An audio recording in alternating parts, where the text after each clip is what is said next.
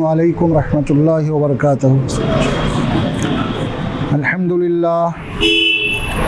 الحمدللہ رب العالمین، والصلاة والسلام علی رسولہ الکریم، اما بعد، اعوذ باللہ من الشیطان الرجیم، بسم اللہ الرحمن الرحیم۔ سبحان الذی اسری بعبدہ لیلا من المسجد الحرام إلى المسجد الأقصى الذي باركنا حوله لنريه من آياتنا إنه هو السميع البصير۔ وقال تعالى آمن الرسول بما أنزل إليه من ربه والمؤمنون كل آمن بالله وملائكته وكتبه ورسله لا نفرق بين أحد من رسله وقالوا سمعنا وأطعنا غفرانك ربنا وإليك المصير۔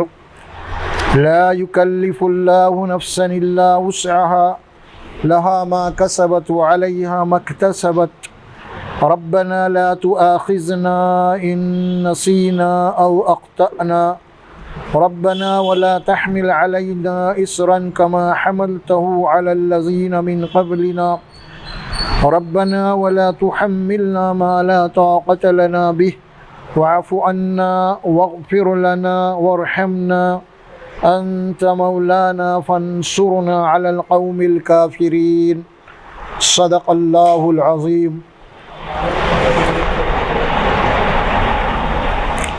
پہلی آیت مبارکہ جو پڑھی گئی وہ 15ویں پارے سورہ بنی اسرائیل کی پہلی آیت تھی،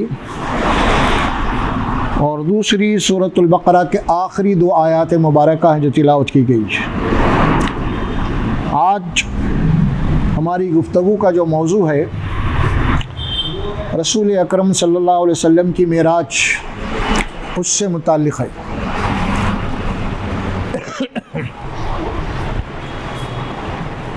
قرآن میں معراج کا ذکر دو جگہ پہ آیا ہے، ایک 15ویں پارے میں ہے سورہ بنی اسرائیل میں، اور دوسرا سورہ نجم میں ہے۔ 15ویں پارے میں سورہ بنی اسرائیل میں اللہ کے نبی صلی اللہ علیہ وسلم کا مکے سے بیت المقدس تک کا جو سفر ہوا اس کا ذکر ہے، اور سورہ نجم میں بیت المقدس سے لے کے 7 آسمانوں تک، سدرۃ المنتہا تک اس کا تذکرہ وہاں پہ کیا گیا ہے۔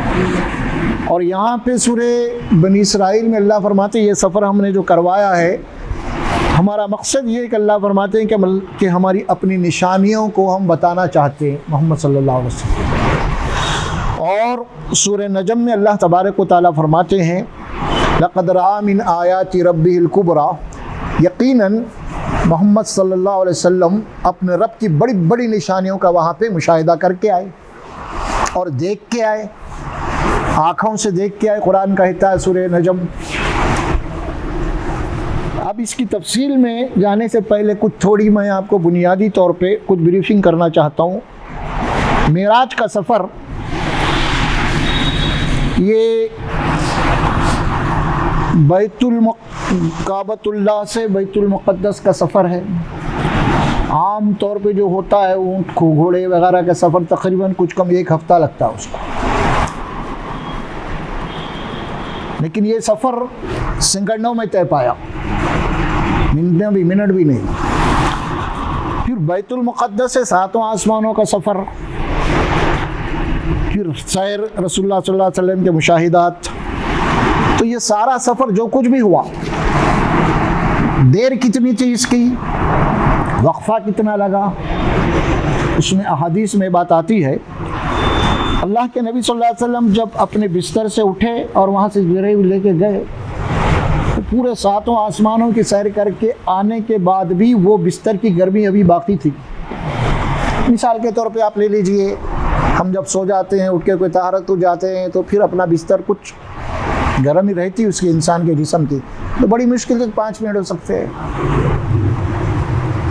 پھر دوسری ایک مثال آئی حدیث میں، اللہ کے نبی صلی اللہ علیہ وسلم جب اپنا دروازہ کھول کے نکلے تھے، اس کی جو زنجیر ہوتی ہے کنڈی، جب بند کر لے تو کھولے تو ہلتی نا بھیا، تو ہل رہی تھی۔ اللہ کے نبی صلی اللہ علیہ وسلم واپس آئے تک وہ ہل رہی تھی۔ کتنی دیر ہل سکتی ہے؟ زیادہ سے زیادہ وہی 2 3 4 5 منٹ تو یہ ہے. اور یہ چیز جو ہے موجودہ دور میں سائنٹیفک اعتبار سے یہ بات تسلیم نہیں کی جاتی ہے نا, نہیں کی جاتی. تو پھر یہ کیسے ممکن ہے؟ یہ اسی کے اوپر ہم کو گفتگو کرنا ہے. کیا واقعی میں قرآن مجید میں کوئی ایسے آیات ہیں جو سائنٹیفک لاجک کے خلاف ہے؟ اگر سائنٹیفک لاجک کے خلاف ہے تو پھر وہ اللہ کا کلام نہیں ہو سکتا. اس کو سمجھنے کی ضرورت ہے. اس کو معراج کے سلسلے میں ایک تو یہ ہے کہ لوگ کچھ سمجھے نہیں, اس کو نہیں سمجھنے سے معراج کے واقعے کا انکار کر دیے. یہ ناممکن غلط بات ہے. دوسری بات یہ ہے کہ معراج کے متعلق بہت ساری احادیث من گھڑت ہے, روایات من گھڑت ہے, موضوع ہے, ضعیف ہے, جس کی کوئی حقیقت نہیں. بے سند روایات, قصے, کہانیوں کی طور پہ جو ہے ہمارے پاس واعظین جو ہے نا اس کا واعظ کرتے رہتے ہیں. ان دونوں چیزوں کے اوپر بھی ہم آج گفتگو کریں گے انشاءاللہ تبارک و تعالی. اچھا, اب میں جو یہ آیت تلاوت کی ہوں سورۃ البقرہ کی, ہو سکتا ہے کہ یہ جو آیات ہیں اس سے مناسب نہیں رکھتی معراج سے متعلق, ہے نا, اس میں کوئی معراج کا ذکر ہی نہیں ہے. لیکن میں یہ آیات اسی لیے آپ کے سامنے تلاوت کیا ہوں. رسول اکرم صلی اللہ علیہ وسلم کو معراج ہوئی اور اللہ کے نبی صلی اللہ علیہ وسلم وہاں سے آتے وقت اللہ تبارک و تعالیٰ نے اپنی اللہ کے نبی صلی اللہ علیہ وسلم کی امت کو جو تحفہ دیا اس میں 3 چیزیں تھیں. آپ اپنی امت کو یہ تحفہ لے جائیے. اور 3 تحفوں میں وہ ایک تحفہ یہ تھا, ایک تو نماز ہے 5 وقتہ تحفہ دی گئی. دوسری سورۃ البقرہ کی یہ 2 آیات مبارکہ ہیں جو اللہ کے نبی صلی اللہ علیہ وسلم کو وہاں پہ تحفے میں دی گئی. 2 ہو گئے. تیسری بات یہ اللہ تبارک و تعالیٰ کی طرف سے آپ کو یہ خوشخبری دی گئی کہ آپ کی امت میں جو بھی شرک نہیں کرے گا انشاءاللہ اس کی مغفرت ہوگی. اس کا یہ 3 چیزیں ہیں. اسی لیے میں یہ آیتیں تلاوت کیا ہوں. سورۃ البقرہ کے آخری آیات میں ہے کیا چیز جو اللہ نے بالراست طور پہ پوری قرآن مجید فرشتے کے ذریعے سے نازل ہوئی ہے, ان 2 آیات کو چھوڑ کے پوری قرآن مجید جبرائیل علیہ السلام کے ذریعے سے آئی ہے سوائے 2 آیات کو چھوڑ کے سورۃ البقرہ کے. اور یہ دونوں آیات مبارکہ اللہ تبارک و تعالیٰ اپنے رسول کو معراج کے سفر میں بالواسطہ نہیں بالراست دیا ہے, تحفہ ہے. اب سب سے پہلی بات ہم یہاں آئیں گے, یہ جو سفر ہوا ہے دنیا کے سائنس, پہلے ہم یہ بحث کریں گے سائنس ہے کیا چیز.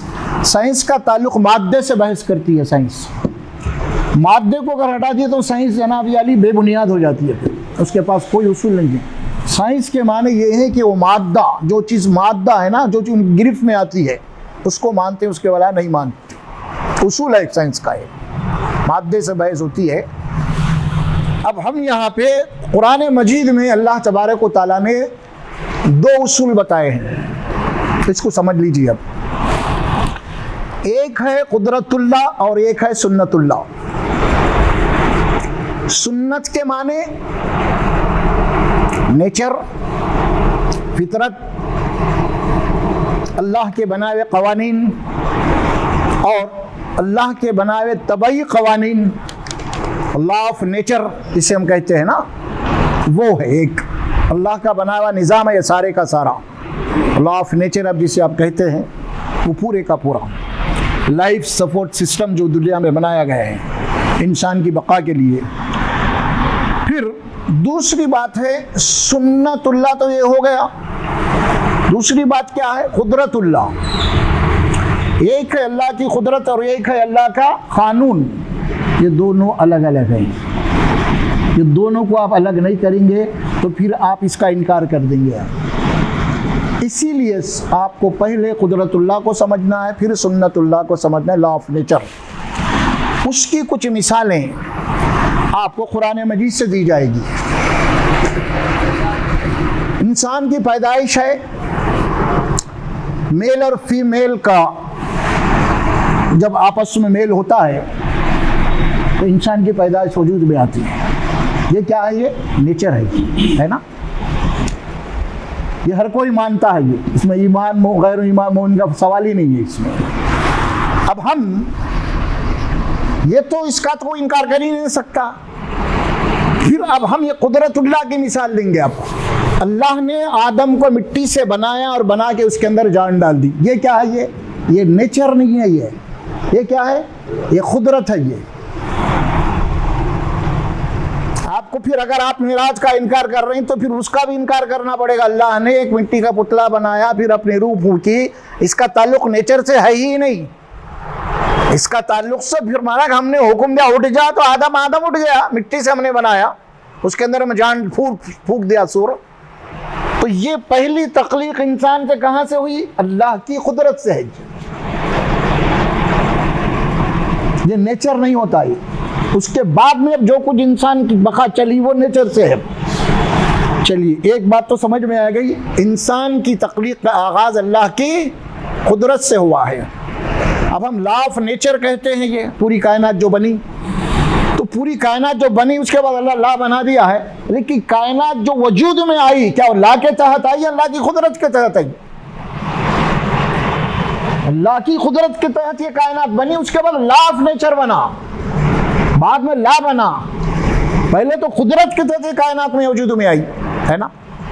چلیے اور ہم آگے بڑھتے ہیں, قرآن کی تمثیلات میں آتے ہیں. ابھی میں آپ کو بتا میل اور فیمیل کے ملنے سے ہی اولاد ہوتی ہے. ہم قرآن کے اوپر ایمان رکھتے ہیں جس میں اللہ تبارک و تعالیٰ نے فرمایا کہ ہم نے عیسیٰ کو بغیر باپ کے پیدا کیا ہے. کیا نیچر تسلیم کرتا ہے اسے؟ آپ سائنس پڑھاتے ہیں, اسٹوڈنٹ کو پڑھاتے ہیں, اگر اسٹوڈنٹ کو یہ بات کہی جائے تو ایسا تو وہ تو نہ مانے گا نہیں نا. یہ تو نیچر کے خلاف ہے. کیا بھائی آپ سمجھا سکتے ہیں اس کو کلاس میں بٹھا کے؟ اس کو آپ کچھ بھی پڑھا رہے ہوں گے, کوئی بایولوجی پڑھا رہے ہوں گے, زیولوجی جو بھی پڑھا رہے ہوں گے نا, اس کا اصول بنیاد کیا؟ سائنس ہے.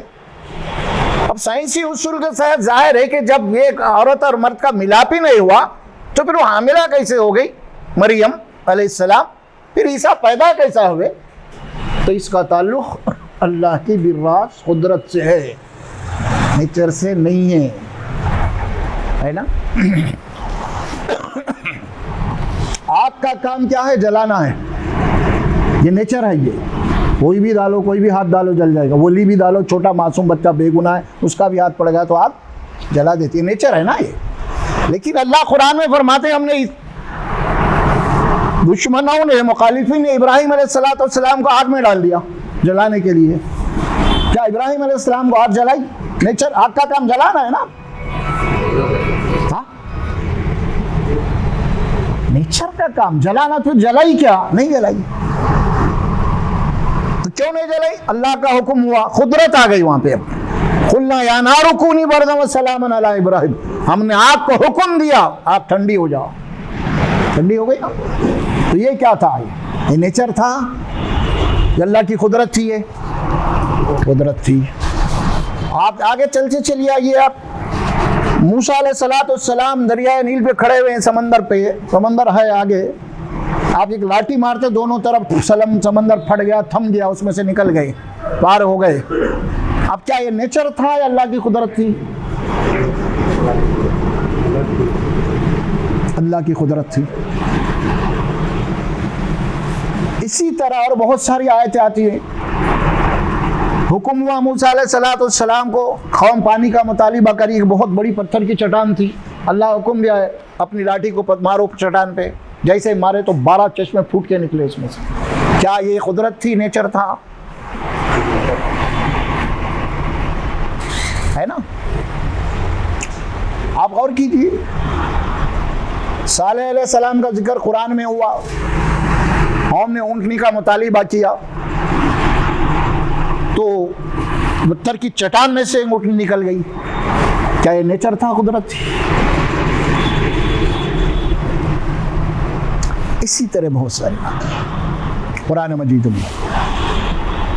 تفصیل کے لیے قرآن مجید میں ایک واقعہ بیان ہوا ہے. قانون طبعی, قانون شریعت, پھر قانون قدرت.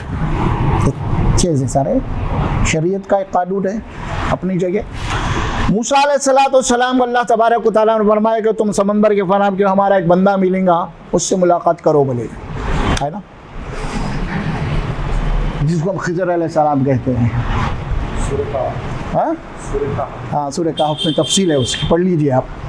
تو ان سے ملاقات ہوئی. بہرحال میں آپ کے موسیٰ علیہ السلام نے کہا کہ میں آپ کے ساتھ چلنا چاہتا ہوں, کچھ آپ کی صحبت چاہتا ہوں فلاں فلاں. تو حضرت خضر نے فرمایا کہ تم میرے ساتھ نہیں رہ سکتے, میرے ساتھ تم نہیں رہ سکتے, تم صبر ہی نہیں کر سکتے. کیوں کہا حضرت خضر نے؟ کیونکہ تمہارا معاملہ قانون شریعت سے ہے اور میرا معاملہ قانون قدرت سے ہے, الگ ہے, تم دونوں الگ ہے. اب تفصیلات کیا ہوئی وہ ہے سورہ کہف میں تفصیل. آپ کشتی میں بیٹھے ہوئے ہیں, جا رہے ہیں, کچھ کشتیاں تھے صحیح سالم جو ہے, حضرت خضر نے ان کے اندر سوراخیں ڈال کے چھوڑ دیا. موسیٰ علیہ السلام یہ کیا کر رہے ہیں بولے آپ, یہ کیا کر رہے ہیں, اچھی خاصی کشتیوں کو جو آپ سوراخ کر دے رہے ہیں, یہ تو ظلم ہے. خضر بولے میں پہلے بولا تھا نا تمہارے کو میرے ساتھ نہیں صبر نہیں کر سکتے تم, لہٰذا اترو یہاں سے میرے ساتھ جاؤ. نہیں ابھی معاف کر دینا میرے کو, آئندہ نہیں کروں گا میں سوال. بولے چلو ٹھیک ہے. پھر آگے جانے کے بعد ایک اور واقعہ پیش ہوا کہ ایک معصوم بچہ تھا بالکل لیا, حضرت خضر ان کو قتل کر دیا. پھر وہی بولے ارے یہ کیا کر دیا بھائی, معصوم بچے کو آپ قتل کر دیے, آپ نفساً زکیہ جو بے گناہ بچہ ہے معصوم, میں بولا نہیں تھا تم کو صبر نہیں کر سکتے میرے ساتھ, اترو یہاں چلو. نہیں معاف کرو, آئندہ پھر نہیں سوال کروں گا. پھر چلے گئے. بہر جانے کے بعد آگے جو ہے کسی گھر کی دیوار گری ہوئی تھی, تو حضرت خضر نے اس گھر کی دیوار کو اٹھا کے صحیح کر دیا. تو موسیٰ علیہ السلام تعجب ہو رہے ہیں, یہ دو کامات اتنے غلط کر, یہ کام اتنا اچھا کر, یہ کیا خضر, یہ کیا ہے بھائی. اب اس کے بعد حضرت خضر نے فرمایا کہ تم میرے ساتھ اسی لیے صبر نہیں کر سکتے, تم اس کی تعویلات نہیں سمجھتے, اس کا تعلق بالکل اللہ کے ڈائریکٹ علم سے, قدرت سے ہے, اس کا شریعت کا علم نہیں ہوتا ہے. تو بہرحال اس کی تفصیلات بتائے آپ. دو کشتیوں میں نے سوراخ اسی لیے کر دیا کہ آگے ایک ظالم بادشاہ تھا, اور وہ کشتیوں کو جو یتیم بچے تھے, اور جو بھی کشتی صحیح سالم دکھ لیتا ان کے اوپر قبضہ کر لے رہا تھا, وہ چھین لے رہا تھا. اس کی تعویل یہ تھی. دوسری بچی یہ تھی, جو ظالم بچہ تھا آگے چل کے بہت بڑا ظالم نکلنے والا تھا, یہ بہت فساد خون کرنے والا تھا یہ, اسی لیے اس کو قتل کر دیا گیا. تیسری بات یہ فرمائی کہ اچھا وہ دیواریں کیوں اٹھائے, آپ گر گئے تو گھر. اس کا قصہ یہ ہے کہ اس گھر کی دیوار کے نیچے خزانہ تھا, اور یہ دو یتیم بچے تھے, اس کے باپ اولاد تھی, اور ان کا باپ بہت ہی نیک اور صالح تھے, اور اللہ کا منشا یہ تھا کہ وہ خزانہ ان کے اولاد کو پہنچنا ہے. ہاں اب جائیے, خدا حافظ. تو قرآن مجید میں کچھ ایسی باتیں ہیں جو سمجھنے کے لیے ہم کو بہت غور کی ضرورت ہے, اسی لیے واقعات کو قرآن میں رکھا گیا. دیکھیے آپ, اب بات سمجھ میں آ رہی ہوں گی کتنی ایسی باتیں ہیں. اگر ہم اس معراج کا انکار کر دیں تو ساری باتوں کا انکار کرنا پڑے گا. آدم کو بنا تو مٹی سے کیسا بن گیا بھائی انسان. بہرحال یہ ساری باتیں ڈیٹیل میں آپ کو دیا ہوں. ساری باتوں سے کس سے تعلق ہے اس کا؟ اللہ کی قدرت سے ہے. اور واقعہ معراج کا تعلق بھی اللہ کی قدرت سے ہے. اب آپ سمجھ میں آ جاتا آسانی سے, لا آف نیچر سے نہیں ہے, قدرت سے ہے اس کا تعلق. اب دو سفر آتے ہیں, دو. ایک سفر, بہت سے سفر آتے ہیں, ایک مثال میں آپ کو دے رہا ہوں. اللہ کے نبی صلی اللہ علیہ وسلم ہجرت کرے مکے سے مدینہ, 700-800 کلومیٹر کے قریب ہے وہ, زیادہ سے زیادہ, اور ایک ہفتہ اس سے کم میں بھی وہ سفر ہو سکتا تھا, اونٹوں پہ, گھوڑوں پہ, بہرحال وہ دور میں. لیکن وہ سفر اتنا, مکے سے مدینے کا سفر جب ایک ہفتہ لگ رہا ہے, اور کیسے سفر کیا آپ, تقریباً ایک ہفتہ لگا, 3 دن غار سور میں رہے, فلاں ساری باتیں. تو ایک سفر مکے سے مدینے کا ایک ہفتہ لگ رہا ہے, اور مکے سے بیت المقدس پھر 7 آسمانوں کا پرمتا نہیں کتنے کروڑوں میل ہے, اور اس کا چند منٹوں میں سفر ہو رہا ہے. ایسا کیوں ہوا؟ ایسا اسی لیے ہوا, وہ جو سفر تھا لا آف نیچر سے تھا. وہ کون سا؟ مدینے سے ہجرت کا سفر. اسی لیے عام انسان اس طرح سفر کرتے ہیں, وہ سفر ہے. اور یہ جو سفر تھا یہ لا آف نیچر سے نہیں تھا, یہ بلکہ اللہ کی قدرت سے تھا بالراست. اور اللہ کی قدرت کے لیے کچھ بھی ممکن نہیں ہے. اللہ قرآن میں آپ یہ آیتیں پڑھتے ہیں, اللہ کی قدرت یہ ہے, وہ کسی چیز کے متعلق صرف ارادہ کر لیتا تو ہو جاتا, وہ چیز آنند فانند میں ہو جاتی ہے. اچھا دوسری بات ہم یہ بھی ایک پڑھتے ہیں، کہاں غالباً سورہ سبا میں پڑھتے ہیں، یہ ملکہ سبا کا قصہ ہے نا. ملکہ سبا کا قصہ ہم قرآن میں پڑھتے ہیں کہ حضرت سلیمان علیہ السلام کے پاس کوئی ایک ایسی شخصیت تھی جس کو اللہ نے بندہ کہا ہے، اس کے پاس ایسا علم تھا. ایک جن بولا کہ بھائی وہ اس ملکہ سبا کا تخت چاہیے. سلیمان علیہ السلام کو تخت لانا ہے تو جن اٹھ کے بولا اے بادشاہ آپ اپنے سیٹ سے اٹھ کے بیٹھنے سے کم وقت میں وہ تخت لا کے رکھ دوں گا. جن دوسرا بولا ایک بندہ تھا وہاں پہ جس کو اللہ فرماتے اس کے بعد اللہ کی کتاب کا علم رہا، وہ بولا اے بادشاہ آنکھ پلک جھپکنے میں جتنا آنکھ بند کر کے آپ کھول دیجئے میں آنکھ لا کے رکھ دوں گا. یمن سے آ رہا ہے، پلک جھپکنے میں سیکنڈ بھی نہیں لگتا اور وہ تخت آ گیا. سلیمان علیہ السلام ھذا من فضل ربی، یہ میرے رب کا فضل ہے.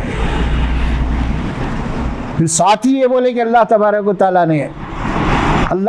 تعالیٰ یہ جو چیزیں مجھے عطا کر رہا ہے کہ اللہ مجھے امتحان میں ڈالا ہے کہ میں اس کا شکر کرتا ہوں پھر ناشکری کرتا ہوں. یہ اب یہ آیت ہے جو تخت آ کے وہاں پہ رکھ دیا پلک جھپکنے سے پہلے، اور اس وقت حضرت سلیمان علیہ السلام کی زبان سے الفاظ نکلے ھذا من فضل ربی. کیا ہے یہ میرے رب کا فضل ہے. تو اب یہ جو تخت آ گیا سیکنڈ بھی نہیں لگے تو یہ کیسے آ گیا؟ کیا لا آف نیچر سے آیا؟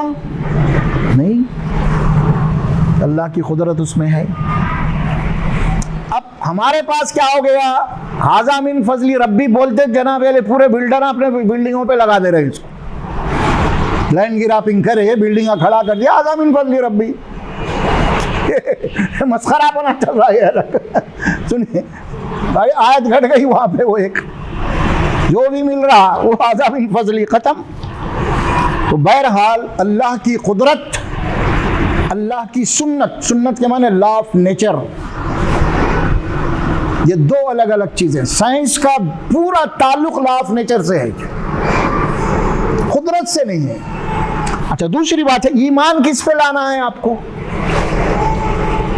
کو ایمان کس پہ لانا ہے؟ کہ لا آف نیچر پہ لانا ہے ایمان یا اللہ کی قدرت پہ لانا ہے؟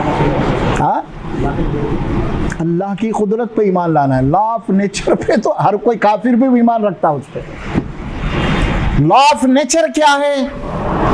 انسان پیدا ہوا اس کو موت یقینی ہے، یہ لا آف نیچر ہے. کوئی کافر کو انکار کر سکتا کیا؟ نہیں مروں گا بھائی بول کے کوئی ہے انکار کرنے والا موت کا؟ کیونکہ لا آف نیچر ہے، یہ کوئی بھی انکار نہیں کرتا. تو ایمان لا آف نیچر پہ نہیں لانا ہے، تو ایمان کہاں لانا؟ اللہ کی قدرت پہ ہے. اور قدرت کیا ہے؟ ہر کوئی لا آف نیچر پہ ایمان رکھتا ہے کہ مرا ہے پیدا ہوا تو انہیں مریں گا، لیکن ایمان کیا ہے؟ نہیں، لا قدرت ہے، مرنے کے بعد پھر زندہ ہوئیں گا. جہاں ایمان لانا ہے اس کو، اب اس کا تعلق قدرت سے ہے. اور لا آف نیچر بنا کیسا؟ اللہ کی قدرت سے یہ نیچر بنا. اللہ قادر مطلق ہے، اس نے نیچر کو جناب علی ایک جکڑ کے رکھ دیا اللہ اپنی قوانین کے اندر، اور اس کے خلاف کوئی پتا بھی حرکت نہیں کر سکتا. لا آف نیچر کے خلاف جو اللہ نے بنا کے چھوڑ دیا اس کو، پھر اگر اس لا آف نیچر کے اندر اس کو کوئی تبدیلی لانا ہے اس میں، تو اللہ تبارک و تعالیٰ کو پھر بر راست حکم دینا پڑتا ہے. اس کی مثال ابراہیم علیہ السلام کی آگ ہے. آگ کا کام جلا دینا تھا، اللہ قانون بنایا تھا تیرے اندر جو بھی آئے گا تو اس کو جلانا تیرا کام ہے، لیکن چونکہ اب اس قانون کو بدلنا ہے تو اللہ ڈائریکٹ پھر حکم دیا نہیں مت جلا ابراہیم کو. ورنہ آگ جلاتی تھی. کیوں جلاتی تھی؟ اللہ کے بنائے قوانین ہیں، اور دنیا میں جتنی بھی چیزیں ہیں وہ اللہ تبارک و تعالیٰ کے حکم کے پابند ہے. وہ سب مسلمان ہیں، پورے کائنات کا ہر پتا پتا مسلم ہے. مسلم کے معنی اللہ نے جو حکم کا پابند کیا اس کے اوپر عمل کرنا ہے. ہر چیز کو، ہر چیز عمل کر رہی ہے وہ پابند ہے، اسے کہتے ہیں مسلم. اصل میں وَلَهُ أَسْلَمَ مَنْ فِي السَّمَاوَاتِ وَالْأَرْضِ، قرآن میں بات آتی ہے زمین اور آسمان میں جو کچھ بھی ہے وہ سب اللہ کے آگے جھکے ہوئے اللہ کے حکم کے احکامات کی پابندی کر رہے ہیں. اس اعتبار سے یہ دونوں چیزیں الگ ہیں. اب رسول اکرم صلی اللہ علیہ وسلم کا معراج کا جو سفر ہے وہ لا آف نیچر سے نہیں ہے، اللہ تبارک و تعالیٰ کی بھی راز قدرت سے ہے۔ اللہ قرآن میں پڑھتے ہیں اللہ نے 6 دن میں کائنات بنایا ہے نا، تو پھر اللہ بولتے ہیں نہیں ہم خالی ارادہ کر لیے تو ہو جاتا وہ کام، تو پھر 6 دن کیوں بول رہے ہیں؟ وہاں پہ بات ٹکراری غلط ہو جا رہی نا۔ ایک دفعہ اللہ بول رہے ہیں نہیں میں جو ارادہ کر لے تو ہو جا، بولے تو وہ چیز ہو جاتی ہے، یہ اللہ کی قدرت ہے۔ اب پھر جان بھی اللہ بولا کہ میں 6 دن میں کائنات بنایا ہوں ہے نا، تو پھر یہ 6 دن کیوں؟ یہ 6 دن کیا ہے؟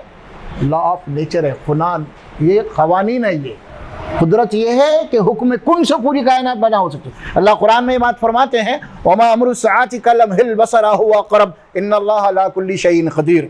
اللہ تبارک و تعالیٰ کی قدرت یہ ہے کہ جو دنیا کا نظام ہم بنائے ہیں نا، اس دنیا کے نظام کو ہم ختم کرنے کے لیے کتنا ٹائم لگے گا؟ اللہ فرمائے انسان پلک مارنے میں جو وقت لیتا اس سے بھی کم ٹائم میں پوری دنیا کو ہم ختم کر دیں گے۔ یہ قدرت ہے اللہ کی، ان اللہ علی کل شیء قدیر، بے شک اللہ تبارک و تعالی ہر شے کے اوپر قدرت رکھتا ہے۔ تو یہ بات آپ سمجھ لیجئے، معراج کا سفر کے انکار کے کوئی معنی نہیں ہے۔ اللہ تبارک و تعالیٰ کی قدرت کے اوپر ایمان ہے تو انسان اس کا انکار نہیں کر سکتا۔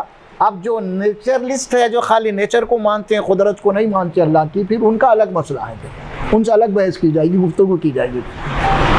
اب یہ جو شروع ہوا معراج کا واقعہ، کن کلمات سے اللہ تبارک و تعالیٰ نے یہ آغاز کیا ہے، یہ اہم بات ہے۔ دیکھیے صرف یہ بات نہیں کہی کہ ہم معراج کروا، لیکن یہ الفاظ کیا آ رہے قرآن کے پہلے؟ سبحان، اللہ کا ایک نام ہے۔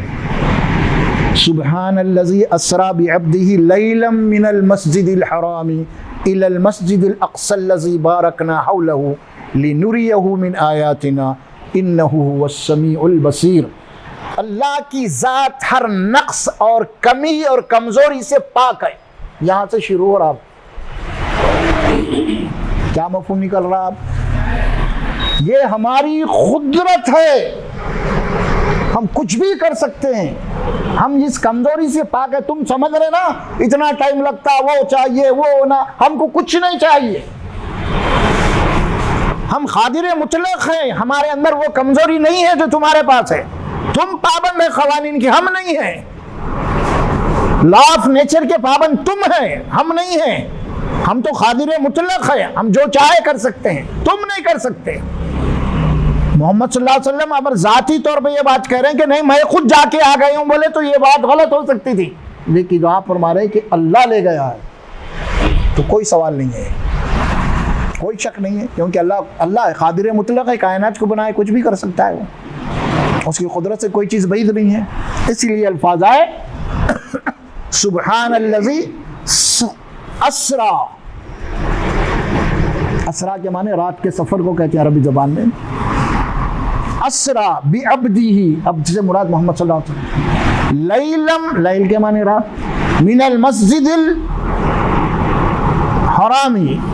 الی المسجد الاقصی بارکنا حولہ، مسجد حرام کعبۃ اللہ، مسجد حرام سے مسجد بیت المقدس یعنی مسجد اقصی تک رات کے کچھ حصے میں اللہ نے اپنے رسول کو، اپنے بندے کو لے گیا، جس کے یہاں اللہ تبارک و تعالی بیت المقدس کو بہت سارے خیر و برکات سے جناب ارد گرد، انبیاء اکرام کی زمین ہے، وہ ان کا مسکن ہے، تحویل یعنی قبلہ اولا ہے، یہ ساری بہت ساری ہے، بڑے بڑے نبی، بڑے بڑے پیغمبر وہیں پہ، ابراہیم علیہ السلام سارے وہیں کے ہیں، یہ سارے پیغمبر۔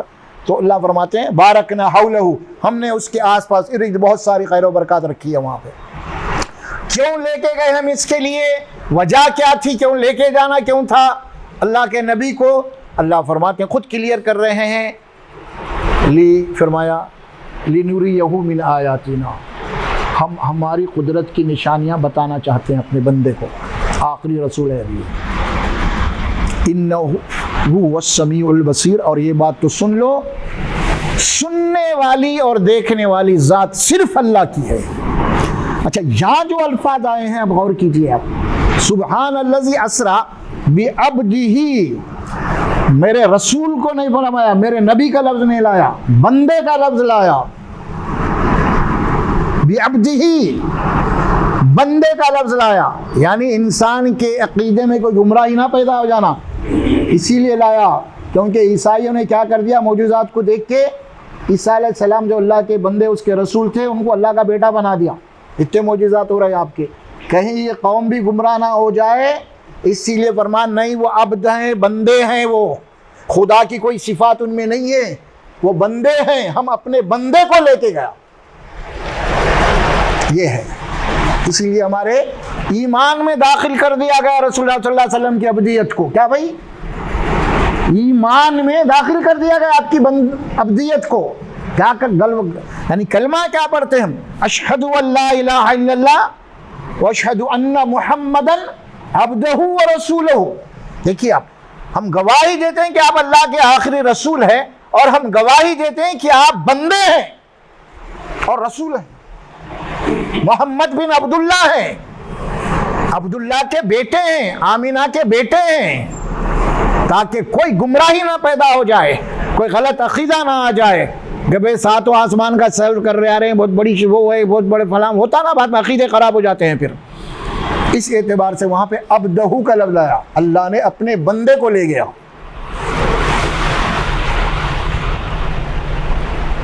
یہ ذکر آیا یہاں.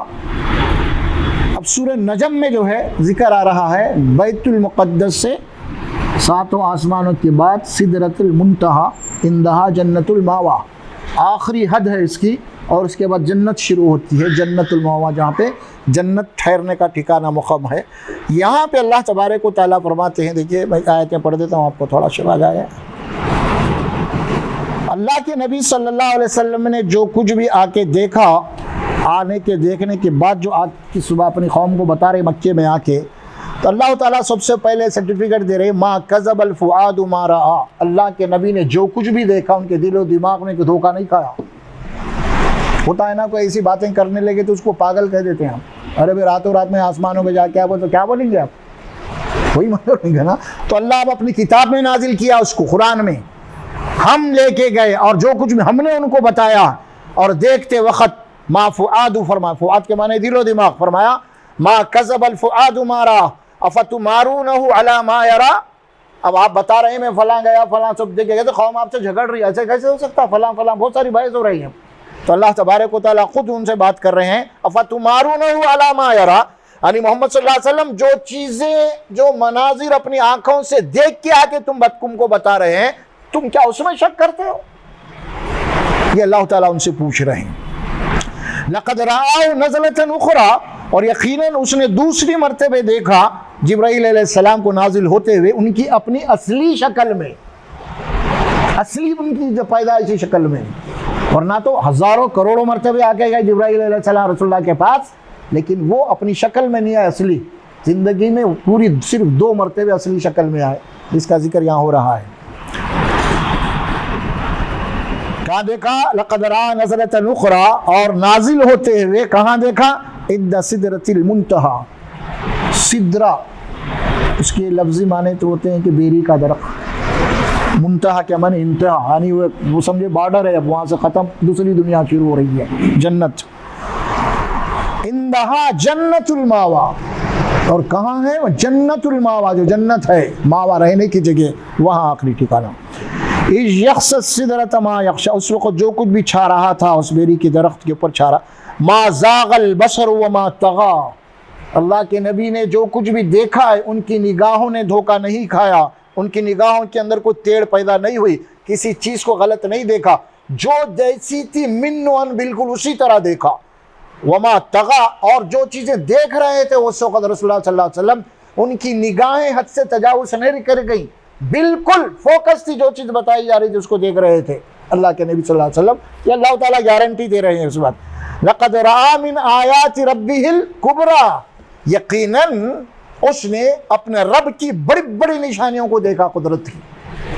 یہ ہے سورہ نجم کا پہلا رکوع جس میں یہ بات کہی گئی سفر کے متعلق. اب اس میں کوئی شک نہیں ہے, اللہ کے نبی صلی اللہ علیہ وسلم کو معراج ہوئی مکے سے بیت المقدس, بیت المقدس کے بعد اس کے بعد آسمانوں پورے 6, اس کے بعد سدرۃ المنتہا. قرآن اس کی آپ کو تصدیق کر رہا ہے. آپ قرآن سورہ فاتحہ پڑھتے ہیں, فوری اس کے بعد دوسری سورت پڑھتے ہیں تو کیا پڑھتے ہیں آپ؟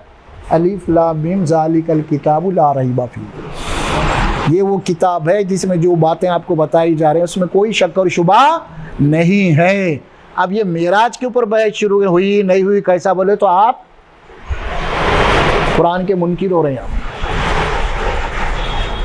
قرآن کے منکر ہو جا رہے ہیں، کیونکہ اللہ بول رہے ہیں شک نہیں ہے۔ آپ نے ایسا کیسا ہو سکتا بھائی؟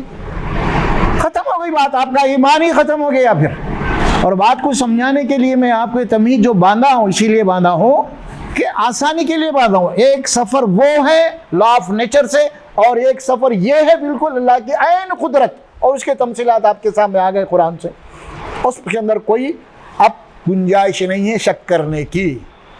اب اس سلسلے میں احادیث کے اندر بہت ساری ایسی من گھڑت باتیں، قصے، کہانیاں ہیں۔ جب تک کوئی حدیث بھی اپنے سند کے اعتبار سے صحیح نہ ہو، مستند نہ ہو، اسے آپ نہیں قبول کر سکتے، آپ نہیں قبول کر سکتے۔ خاص طور پہ یہ واقعہ جس کا تعلق غیب سے ہے، جس کا تعلق غیب سے ہے۔ اب یہ معراج کا واقعہ غیب سے ہے نا اپنے سے، اور ہجرت کا تعلق غیب سے نہیں ہے نا۔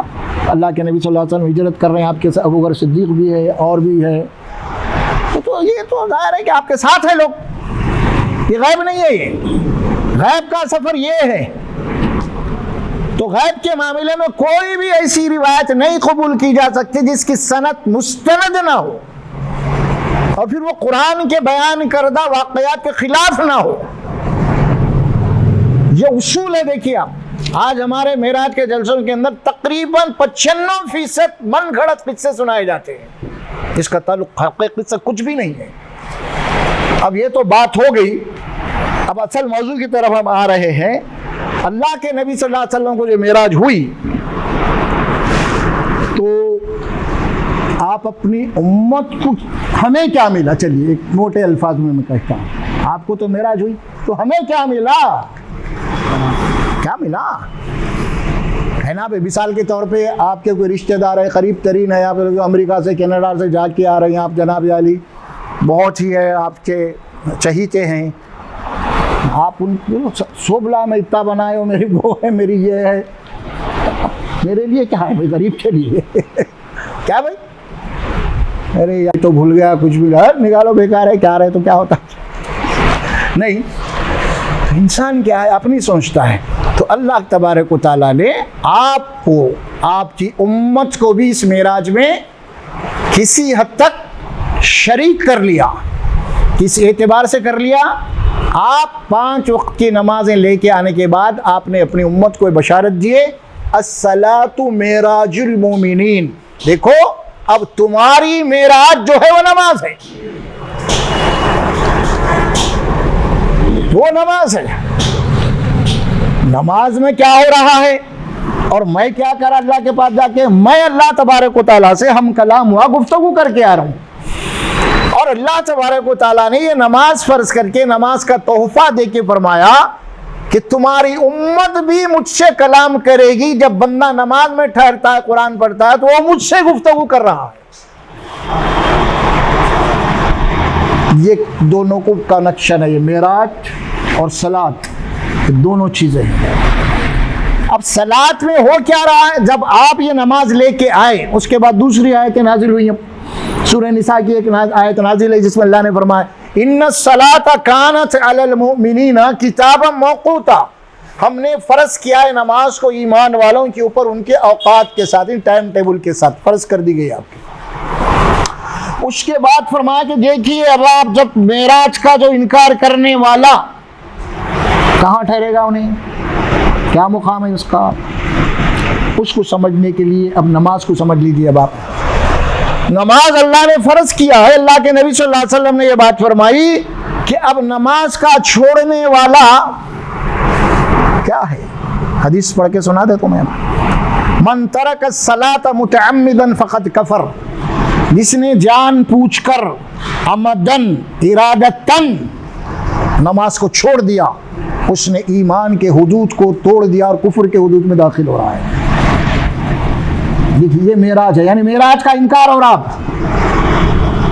معراج کا انکار ہو رہا۔ اگر نماز نہیں پڑھ رہا ہوں میں، تو میرے نبی میرے لیے لا کے دیے تحفہ تیرے لیے معراج کا، میں نبی کی معراج کو تو مان رہا ہوں لیکن میری معراج کو بھی نہیں ہونا بول رہا ہوں میں۔ انڈائریکٹلی جناب علی نماز کو عمدن چھوڑنے والے کون ہے؟ یہ معراج کے منکر ہو رہے ہیں لوگ. اور دوسری حدیث میں فرمایا بین العبد والکفر ترک الصلاۃ، بین العبد والکفر، بندے اور کفر کے درمیان میں جو چیز الگ کرنے والی حد فاصل ہے وہ کیا ہے؟ ترک الصلاۃ، نماز کا چھوڑ دینا. واقیموا الصلاۃ ولا تکونوا من المشرکین، قرآن میں آیت ہے کہ تم نماز کے قائم کرنے والے بن جاؤ اور مشرکین میں سے مت ہو جاؤ. یہ نماز کا تحفہ ہے جو ہمیں دیا گیا ہے معراج میں، اس کی بڑی اہمیت ہے، بڑی اہمیت ہے اس کی. اور پھر اس کے بعد فرض کر دی گئی آپ کے اوپر ہر رکعت میں سورہ فاتحہ. نماز میں سورہ فاتحہ کیا ہے؟ آپ پڑھ لیجیے گا. الحمدللہ رب العالمین، تمام تعریفیں، ہر قسم کی تعریفیں، شکر صرف اللہ کے لیے ہے جو رب العالمین ہے، ہر ایک کی پرورش کر رہا ہے، سارے عالموں کا رب ہے، وہ رحمان اور رحیم ہے، مالک یوم الدین، انصاف کے دن کا، جزا کے دن کا، فیصلے کے دن کا مالک ہے. ایاک نعبد و ایاک نستعین. دیکھیے اب یہ گفتگو ہو رہی ہے، اللہ کے نبی نے جیسا اللہ سے مخاطب ہو کے گفتگو کی، وہاں پہ اب سورہ فاتحہ میں ہر نماز پڑھنے والا اللہ سے گفتگو کر رہا ہے. ایاکا عربی زبان میں آتا ہے جو سامنے ہے نا اس کو کاف لگایا جاتا ہے. ایاکا سامنے جو چیزیں آپ کسی سے گفتگو کر رہے ہیں نا تو اس کو عربی کیا کہتے ہیں؟ ایاکا.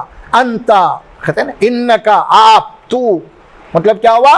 اے اللہ تیری بندگی کرتا ہوں صرف میں، مخاطب ہے اللہ یہاں پہ، میں صرف تیری ہی عبادت کرتا ہوں اور میں صرف تجھ ہی سے مدد مانگتا ہوں. اور میری مدد کیا ہے؟ اہدنا الصراط المستقیم، مجھے سیدھے راستے پہ لے چل، سیدھے راستے کی ہدایت دے، سیدھے راستے کے اوپر قائم رکھ. الفاظ کیا ہے میرے بھائی؟ اہدنا الصراط المستقیم. کیا ترجمہ کریں گے ہم اس کا؟ ہدایت، اہدا الہدا، ہدایت یعنی رہنمائی. کیا دعا کر رہا بندہ اللہ سے؟ اہدنا الصراط المستقیم، اللہ تو مجھے سیدھے راستے کے اوپر اس کی رہنمائی کر اور اس کے اوپر قائم رکھ. یہ دعا ہے. اب اگلی ترجمہ آتا ہے انعمت علیہم، کیا ہے؟ غیر اس کے بعد صراط المستقیم، صراط الذین انعمت علیہم، ان لوگوں کے راستے کے اوپر لے چل جن کے اوپر تیرا انعام ہوا، تیرے مقرب بندے ہیں. وہ کون ہیں؟ چار ہیں. انعم اللہ علیہم من النبیین والصدیقین والشہداء والصالحین. سب سے پہلے ٹاپ لیول پہ انبیاء کرام ہیں، اس کے بعد صدیقین ہیں، اس کے بعد شہداء، اس کے صالحین. اللہ ان لوگوں کے راستے پہ لے چل. غیر المغضوب علیہم ولا الضالین، اے اللہ ان لوگوں کے راستے سے مجھے بچا جو لوگ اس راستے پہ چل کے تیرے غضب، تیرے عذاب میں ہلاک ہو گئے، اور ان لوگوں کے راستے سے مجھے بچا جو لوگ راستہ بھٹک گئے، اور راستہ جو بھٹک گیا انہیں کبھی بھی منزل کو نہیں پہنچ سکتا. یہ دعا ہو رہی ہے نماز میں، اہدنا الصراط المستقیم. کیا دعا کرے؟ قائم رکھ. کہ دعا کرنے کے بعد اس دعا پہ قائم ہے اپن. ٹھیک ہے، دو ہے، ایک ہے اقامت الصلاۃ اور ایک ہے ادا الصلاۃ. ایک ہے نماز کا ادا کرنا اور ایک ہے نماز پہ قائم ہو جانا. مسجد میں جو نماز پڑھی جاتی ہے وہ کون سی نماز ہے؟ اسے کہتے ہیں ادا کرنا. نماز ادا کرے آپ، قائم نہیں کرے آپ. نماز پڑھنے کے بعد آپ قائم رہنا ہے نماز پہ. نماز کے بعد نماز پہ قائم ہونے کا ہے. وہ تو ادا کر کے آئے اب قائم ہونا ہے. کیا قائم ہونا ہے؟ اب جو دعا کر کے آئے اب اللہ سے اس پہ آپ کو قائم ہونا ہے. اب ایاک نعبد و ایاک نستعین بول کے اب قائم رہنا ہے نماز کے بعد میں. باہر آپ کسی سے اللہ کے سوا کسی کی عبادت نہیں کریں گے، آپ شرک نہیں کریں گے، اللہ کے سوا کسی سے مدد نہیں مانگیں گے آپ غیر اللہ سے غیبی. اب یہ قائم رہنا ہے نماز کے بعد. وہ تو ادا کر کے آئے. پھر آپ دعا کر کے نبیوں کے طریقے پہ، صدیقین کے طریقے پہ اب یہ ادا کر کے آئے. اب نماز کے بعد جو آپ بول کے نماز میں آئے اس پہ قائم رہنا ہے آپ کو. اب نماز کے بعد نماز پہ قائم ہونا ہے. نماز ادا کر کے آئے آپ، صرف قائم تو بعد میں رہنا ہے جو کچھ کر کے آیا. ہم اللہ سے دعا کر رہے ہیں، اللہ تو نبیوں کے طریقے پہ چلا، صدیقین پہ چلا، شہداء کے طریقے پہ چلا، صالحین کے طریقے پہ چلا، اور جو لوگ غضب نہ، تیرا غضب ان سے بچا، جو گمراہ ان سے بچا، یہ دعا کر کے آ رہے ہیں ہم. اور دعا کر کے آ کے طریقے پہ کس کے چل رہے ہیں ہم؟ ان لوگوں کے طریقے پہ چل رہے ہیں. اللہ سے بول کے ان کے طریقے پہ مت چلا تو جو گمراہ ہو گئے، ان کے طریقے پہ مت چلا جو تیرے عذاب میں ہلاک ہو گئے. ان کے طریقے کو اپنا رہے ہیں. اور وہ جو دعا کر کے آپ نبیوں کے طریقے پہ چلا، صدیقین کی، ان کے طریقے کو چھوڑ دے رہے ہیں ہم. تو آپ اللہ سے جھوٹ بول کے آ رہے ہیں نماز میں، جھوٹ بول کے آ رہے ہیں نماز میں. کہاں بول رہے ہیں، کر رہے ہیں کہاں؟ نماز پڑھ رہے ہیں، کیا بول کے آ رہے ہیں آپ؟ قائم رکھ مجھے بول رہے ہیں. قائم کہاں ہے بھائی؟ مسجد سے نکلتے تمہارے چالو ہیر پھیر سارا جھوٹ، لپا ڈپی، منافقت، یہ وہ، امکا ڈمکا، کیا کیا ہے بہرحال سب چالو کر دے رہے ہیں. ہر وہ کام کر رہے ہیں جس سے بچنے کی آپ دعا کر رہے تھے، اللہ تیرا عذاب نہیں چاہیے، وہی کام کر رہے ہیں جو اللہ عذاب دے رہا. وہی کام کر رہے ہیں جس سے لوگ بھٹک گئے اور وہ طریقے کو چھوڑ دیے. تو یہ صراحتاً اللہ سے جھوٹ بولا جا رہا ہے. اسی لیے نماز کا کوئی ہمارے اوپر اثر نہیں ہے. اللہ دلوں کے بھید کو جانتا ہے. میں تو نہیں بول سکتا آپ کو آپ کوئی سی نماز پڑھ رہا ہے، میں نہ بول سکتا. یہ بندے اور آپ کا تعلق ہے، دونوں کا تعلق ہے. کوئی تیسرے کو اس کی مداخلت نہیں ہے اس میں. اللہ فرماتے ہیں قرآن میں، تمہارے سینوں کے بھید بھاؤ سے میں واقف ہوں، تمہاری نیتوں سے واقف ہوں. تم نمازیں کیوں پڑھ رہے ہو، کیا چاہتے ہو، تمہاری نماز سے فائدہ کیا ہے؟ اللہ کو تو کوئی فائدہ نہیں ہے. نماز تمہارے پر اس لیے فرض کر دی گئی، اللہ تبارک و تعالیٰ تمہاری تربیت چاہتے ہیں. اخلاقی تربیت ہونا ہے تمہارے اندر. جو بندہ میرے سے تعلق رکھتا ہے، میرے حضور میں 5 مرتبے آ کے 17 مرتبے کم سے کم یہ دعا کر کے جاتا ہے، تو وہ بندے کے اخلاق کتنے اچھے ہونے چاہیے، معاملات کتنے اچھے ہونے چاہیے، انسانیت کتنی اچھی ہونی چاہیے اس کے اندر. نہیں ہے. اسی لیے قرآن نے فرمائی یہ بات سورہ عنکبوت میں، ان الصلاۃ تنہی عن الفحشاء والمنکر ولذکر اللہ اکبر. بلا شبہ یقیناً نماز ہم اسی لیے فرض کیے ہیں. یہ نماز کی وجہ سے ہم یہ چاہتے ہیں کہ تمہارے اندر سے بے حیائی، بے شرمی کے کام ختم ہو جائیں، اور جتنے برے کام ہیں وہ ختم ہو جائیں تمہاری زندگی میں. اسی لیے نماز فرض کی گئی ہے. ورنہ نماز صرف کوئی اٹھک بیٹھک کا نام نہیں ہے، کوئی ایکسرسائز نہیں ہے. نماز آپ کی ایک تربیت ہے. آپ تعلق اپنے رب سے جڑنا ہے آپ کا. تو جب تک یہ نماز صحیح نہیں ہو جائے، ہم جو دعا مانگ رہے ہیں وہ دعا جھوٹی نہ ہو، جھوٹی نہ ہو، تو پھر اس کے فوائد، اس کے برکات برابر آئیں گے. اگر یہ دعا ہماری جھوٹی ہے، ہم نبیوں کا طریقہ مانگ کے آگے باہر آ کے گمراہ قوموں کا طریقہ چل رہے ہیں، ہم انعام یافتہ طریقہ کا جو نہ دعا کر کے آ کے اور باہر آ کے اللہ تبارک و تعالیٰ کی ان قوموں کا طریقہ اپنا رہے ہیں جو قومیں برباد کر دی گئی ہیں. اور وہی حال ہو رہا ہے. اسی لیے حالت کیا ہو رہی ہے آدمی؟ وہی ہو رہی جو دعا مانگ رہے ہیں، اور دعا مانگنے کے بعد جس دعا پہ ہم قائم ہیں وہی دعا کے نتائج نکل رہے ہیں. آج وہ دعا جو مانگی تھی انبیاء کے طریقے پہ قائم رہنے کی، شہیدوں کے، شہداء کے، صدیقین کے، اس پہ اگر قائم ہوتے ہم تو پھر اللہ کی خیر و برکات آتی، اللہ ہمارا محافظ بن جاتا. کسی مجال نہیں ہے کہ ایسی امت کے اوپر آنکھ اٹھا کے دیکھ سکے. اللہ کی حکمت میں کیا یہ ہے میری بھائی باتیں اصل میں. اب خالی معراج، ارے بھائی معراج میں ملا کیا، معراج میں ہم کو کیا ملا، اس پہ تو بات کرو. آپ خالی ایسا ہوا، ویسا انہوں مانگے، ویسا ہوا، یہ ہوا، خالی وہی. ارے آپ کو کیا ملا آخر معراج سے؟ کیا لے کے آئے آپ کے لیے؟ نبی کیا لائے ہمارے لیے؟ کیا دیے ہم کو؟ وہ تو کہیں بولے سنتے ہی نہیں ہم کہیں بھی. اتنے بڑے بڑے جلسے اور کہیں بھی نہیں سنے ہم. کیا دیے نبی ہم کو آ کر؟ ہمارے لیے کیا لائے؟ کہیں بھی نہیں. خالی بس یہی چل رہا تھا نا، بڑے بڑے اور بڑے بڑے ہوئے لوگ سب عجیب و غریب معاملے اللہ محفوظ رکھے. پھر یہ سورۃ البقرہ کے جو آخری آیت جو آپ کو دی گئی ہے کوئی معمولی آیت سے اور کچھ، اس میں بھی کیا ہے؟ وہ بھی آپ سن لیجئے ذرا. کل آمن باللہ و ملائکتہ و کتبہ و رسلہ، سب کے سب اللہ کے اوپر، اس کے فرشتوں کے اوپر، اس کی کتابوں کے اوپر، اس کے رسولوں کے اوپر ایمان لے آتے ہیں. لا نفرق بین احد من رسولہ، اور رسولوں کے درمیان میں تفریق نہیں کرتے، اونچ نیچ نہیں کرتے. دیکھیے اب یہ آیات دی گئی آپ کو تحفے میں. اور کیا کہتے ہیں یہ لوگ؟ وقالوا سمعنا واطعنا. اب یہ لے کے اللہ کے نبی صحبے سے لا کے کیا بولے؟ یہ اللہ نے تم کو تحفہ دیا ہے. کیا ہے اس میں؟ جاؤ میرے بندوں کی آیت سنا دو اور اقرار کرو. بولو ان کو کیا اقرار؟ وقالوا سمعنا واطعنا، اے پروردگار ہم نے سن لیا اور اطاعت کریں گے. کیا سن لیا؟ جو اللہ کے احکامات ہے، جو نبی لے کے آئے پوری قرآن لائے، یہ تیرا کلام ہے، تیرا احکامات ہے اس میں. تو ایک بندوں کو، ہم ایمان والے بندوں کو یہ اقرار کرو. کیا اقرار؟ اور قالوا سمعنا واطعنا، ہم نے سن لیا اور اطاعت کریں گے، فرما برداری کریں گے. یہ عہد و اقرار ہے تحفے میں آپ کو.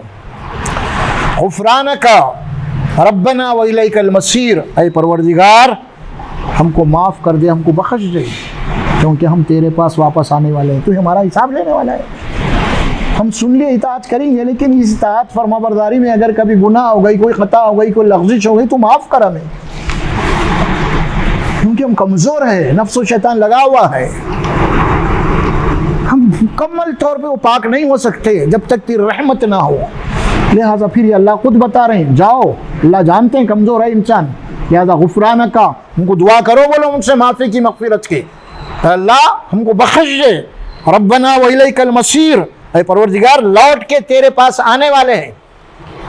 لا یکلف اللہ نفسا الا وسعها، اللہ فرماتے ہیں دیکھو ہم بندوں کے اوپر اتنا ہی بوجھ ڈالتے ہیں، وہی حکم دیتے ہیں جو وہ کر سکتے ہیں، ہے نا. اس کے باوجود بھی اگر ان سے کوئی غلطی ہو گئی، بھول چوک، تو معاف کرنے تیار ہے.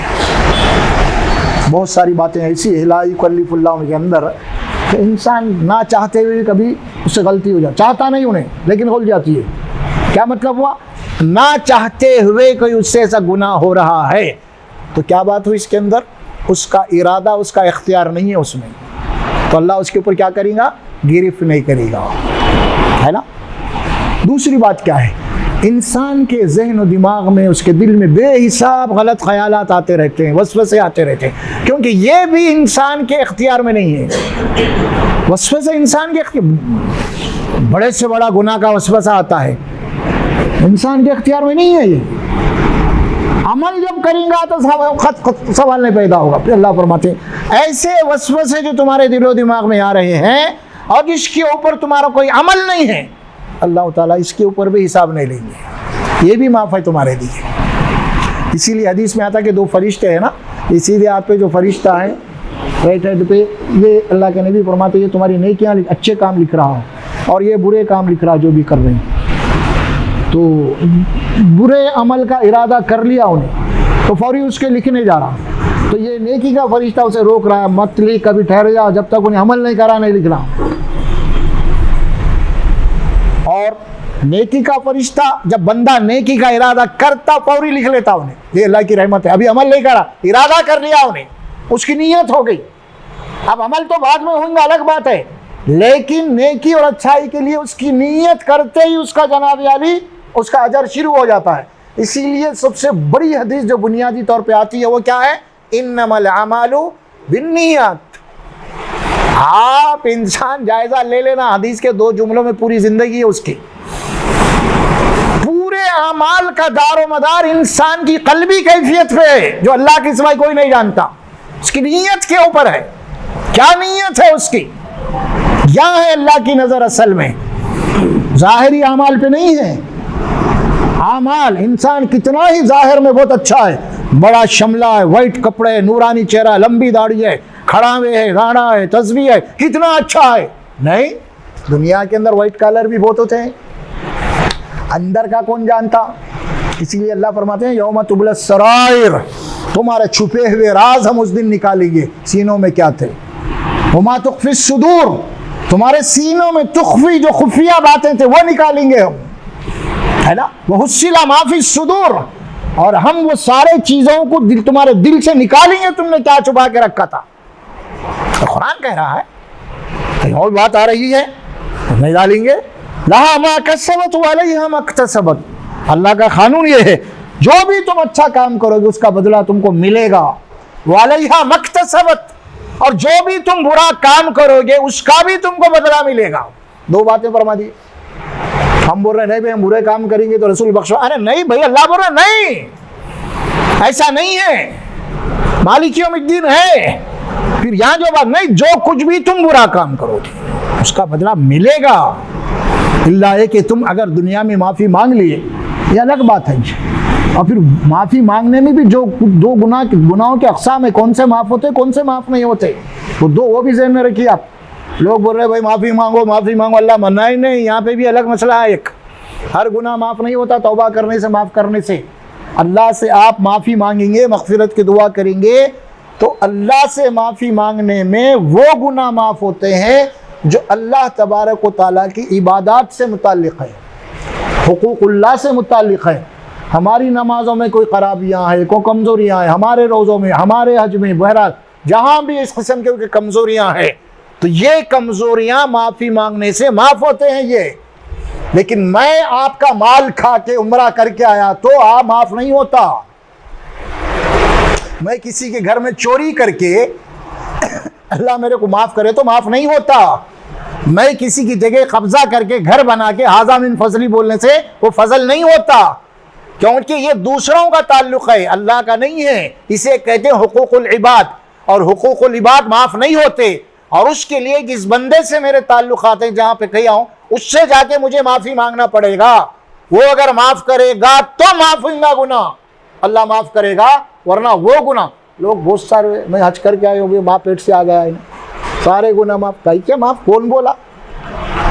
حج کیا ہے, یہ کیا ہے حج؟ وہ ہندوؤں کے پاس گنگا جل جا کے گنگا کو جا کے ڈبکی لگا کے سب معاف تصور ہے نا, وہ تھوڑا ہی ہے یہ. میں نے بتا پورے دھل گئے, پورے معاف ہو کے آ گئے. نہیں, ایسا نہیں ہے. یاد رکھیے معاملات. اللہ کے نبی صلی اللہ علیہ وسلم حشر کے میدان میں اللہ فرماتے ہیں کہ میرے گناہ تو معاف ہو سکتے ہیں لیکن بندوں کے گناہ اللہ تعالیٰ بندے اور بندے کو کھڑا کرے گا کہ دونوں کا حساب آپس میں چکا لو. کیا ہے چکا لو, سب کھڑ جائیں یہاں پہ, میرا کھا گیا, میرا کھا گیا, میرا کھا گیا, اس کا کھا گیا. اللہ کہیں گے لکھا لو کیا ہے. اب وہاں کیا ہے دینے کے لیے, آپ کے پاس کیا ہے وہاں دینے کے لیے, کچھ ہے؟ تو اللہ کے نبی فرماتے ہیں پھر حساب کیسے ہوگا؟ حساب ایسے ہوگا جس کا آپ مال کھائے ہیں اللہ تبارک و تعالیٰ کیا کرے گا, اس کے دنیا کے اندر اچھے کام ہیں, نیکیاں ہیں, وہ لے کے آپ کو بدلے میں دے گا. حساب ایسا ہوگا وہاں پہ حساب لین دین ایسا رہیں گا. وہاں دینے کے لیے کوئی مال سونا چاندی ہیرے جواہرات نہیں رہیں گے, بلکہ نیکیاں ہی رہیں گے, برائیاں رہیں گے. اس کے نیکیاں جو کچھ بھی کیا تھا اس کو بندے کو دلوا دی جائیں گے, انصاف عدل ہو جائے گا. اس کے باوجود بھی اگر پورا نہیں ہو رہا, ابھی باقی ہے مال, اللہ تعالیٰ کیا فرماتے ہیں, اس کے اندر جو گناہ ہے یہ گناہ اس کے نام اعمال میں ڈال کے اس کو دوزخ میں ڈال دیں گے اللہ. یہ ہے مالک یوم الدین. ہم غلط فہمی کا شکار ہے, انہوں بخشیں گے انہوں بخشیں گے, یا حج کر کے آ گئے ماں پیٹ کے ویسا ہو گیا, مسجد بنا دی ویسا. نہیں نہیں نہیں نہیں نہیں نہیں, اللہ کا دین ایسا نہیں ہے. اللہ کا دین ایسا ظالم کا دین نہیں ہے. اللہ تبارک و تعالیٰ یہ ہے. تو یہ آیات جو آپ کو دی گئی ہیں سورۃ البقرہ کے آخری, آپ گھر پہ بھی پڑھ لے سکتے ہیں جا کے اس کو. اللہ تعالیٰ فرماتے ہیں یہاں پہ جو برائی کرو گے وہ تمہارے اوپر بدلہ آئے گا اس کا برابر. ربنا لا تؤاخذنا ان نسینا او اخطانا. اے ہمارے پروردگار جو گناہ ہم سے بھول چوک میں ہو گئے, جو خطائیں ہم سے ہوئی ہیں اس کا حساب مت لے, اسے مت پکڑ. اللہ خود سکھا رہے ہیں یہ دعا کرتے رہو. جو میرے بندوں کو دیو یہ تحفہ دے دو, لے آ کے دعا کرتے رہو. بولو یہ ہے نا, یہ دعا کرتے رہو. ربنا ولا تحمل علينا اسرا كما حملته على الذين من قبلنا. اے ہمارے پروردگار ہمارے اوپر اتنا بوجھ نہ ڈال جتنا پہلے کے امتوں کے اوپر ڈالا تھا. تو یعنی ہم پہ اتنا سخت امتحان مت لے جتنا ان سے لیا تھا. صحابہ کا جو امتحان لے ہم کو لیے تو باقی رہتے ہیں, باقی رہتے ہیں. اس سے پہلے امتیوں کا جو امتحان لیے گئے, جو ایمان لاتے, جو جناب علی ان کے دشمنوں نے آگوں میں زندہ آگ میں پھینک دیا, کیا باقی رہتے ہیں؟ تو اللہ خود دعا سکھا رہے ہیں، اتنا بوجھ مت ڈالا ہے پروردگار، ایسے کڑی آزمائشوں میں مت ڈال جیسے پہلے کی امتیوں کو ڈالا گیا تھا۔ ربنا ولا تحملنا ما لا طاقت لنا بہ، اے پروردگار ہماری طاقت سے زیادہ بوجھ مت ڈال، جتنا ہم اٹھا سکتے ہیں اتنا ہی ڈال۔ واعف عنا، معاف کر، نظر انداز کر دے ہمارے گناہ، واغفر لنا، ہم کو بخش دے، ہماری مغفرت کر دے، ورحمنا، ہم پہ رحم کر، انت مولانا فانصرنا علی القوم الکافرین، آپ ہی ہمارے مولانا ہیں، آپ ہی ہمارے مددگار ہیں، آپ ہی ہمارے کارساز ہیں، آپ ہی ہمارے ولی ہیں، فانصرنا علی القوم الکافرین، یا اللہ جو منکر قوم ہے، اہل حق کی دشمن ہے، اللہ ہماری مدد کر ان کے مقابلے میں۔ یہ ہے وہ دو آیات جو اللہ کے نبی صلی اللہ علیہ وسلم نے اس معراج میں اللہ کے نبی کو دیا اور دے کے کہا کہ اپنی امت کو یہ میری طرف سے تحفہ دے دو اور ان سے کہہ دو ان کی نماز ان کے لیے معراج ہے۔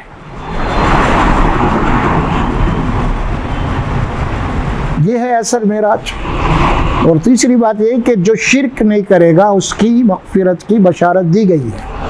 شرک بولے تو خالی بت پرستی نہیں ہے، انسان اللہ اس کے رسول کے مقابلے میں اپنی نفس کی بات کو ماننا بار بار، یہ بھی شرک ہے۔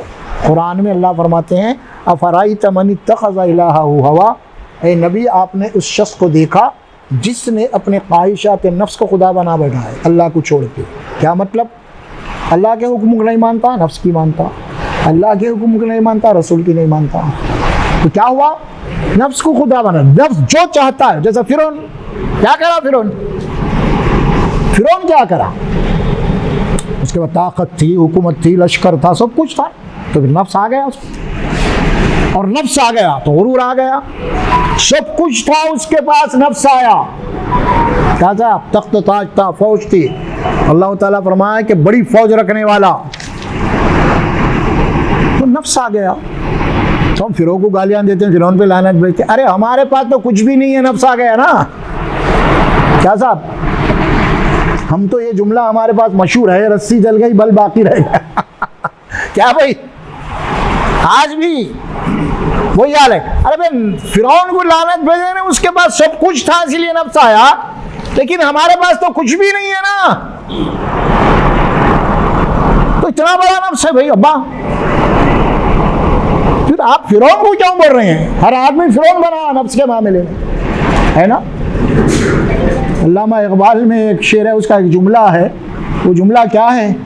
وہ جملہ یہ ہے، مسلمان نہیں راک کا ڈھیر ہے، بلکہ مسلمان نہیں کہ راک کا ڈھیر ہے، مجھے عشق کی آگ اندھیر ہے۔ یہ مسلمان نہیں راک کا ڈھیر ہے، مجھے عشق کی آگ اندھیر ہے۔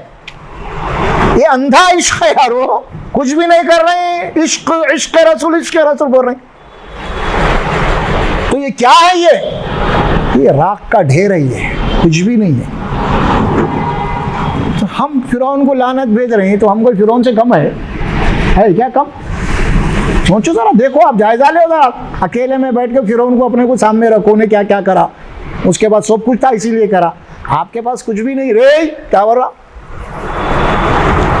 دیکھو آپ تھوڑا سا اگر آپ کو پاور اللہ دے دیا کسی جگہ، آفس میں مینیجر ہے یا کچھ بھی ہے، یا کچھ محلے میں اچھا اثر اسے کچھ مانتے ہیں، اس کو ہوا میں کیسے اس کی ہوا ہو کچھ بچانا نہیں میرے کو، میری پہنچ کتنی ہے نہیں معلوم تیرے کو، ارے ذرا بولو اس کو میرے پہچانت۔